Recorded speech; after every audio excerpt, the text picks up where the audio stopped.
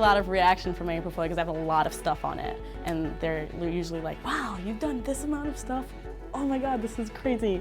And I like that reaction because it shows that you're productive and awesome. It's really important in the education major's journey. It's not enough to just graduate with a degree unless you can articulate exactly what you're taking with you.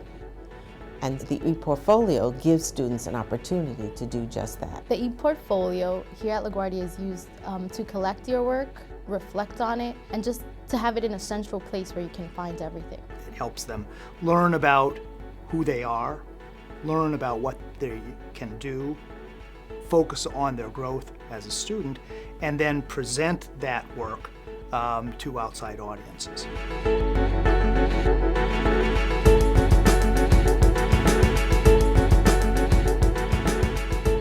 An ePortfolio is basically a place where you can show all your work from various different classes that you take throughout your entire college career. So you would upload either your best work or all your work, depending on what you want to show or what you want to physically put on the internet. You're able to have sort of this website that introduces who you are, what your goals are, what you would like to do with your life, and how you intend to do that in terms of your educational career. The very most exciting thing is seeing students come into the education capstone without very much experience, needing work in almost everything, including their writing, and seeing them leave with the highest degree of confidence that you could ever expect. A good education ePortfolio should have things that have to do with the AK standards, reflections on their courses, also plans that they have for students, like syllabuses that they're planning on doing in one of their particular classes.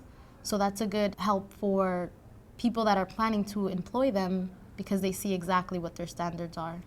They also use it to share that work with other students, to get feedback on it, to look at multiple drafts of work, to collaborate with other students and create joint projects together, and then to see the connections, to examine the connections between what they did in one course and what they're doing in another course. And more colleges in the New York area are now interested in using portfolios and considering that as a way to evaluate, is this a student that we would like to take as part of our bachelor's degree program? It allows someone to get to know who you are because you have a personal statement on there. You have your stated goals on there as well, so they know where you want to go with your career. And they also see the work that you've done and how productive you've been.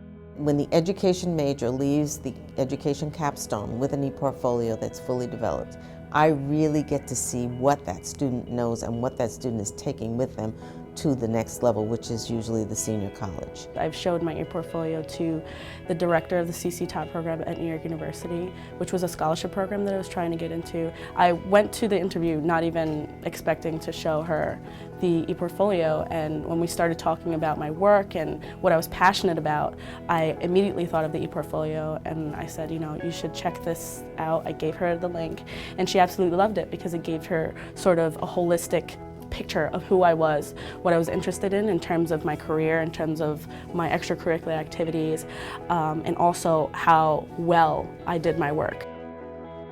I often say that in my course, it's not the grades that count, it's what students take with them and what they can acknowledge in terms of their own learning. So I'm able to go back to my ePortfolio and look at something that I did in one of my freshman classes and see how my perspective on life and how my perspective on education has changed so drastically now that I'm a senior. So I think that's extremely helpful, and it really puts your education in perspective and how much, you know, going to college really changes you.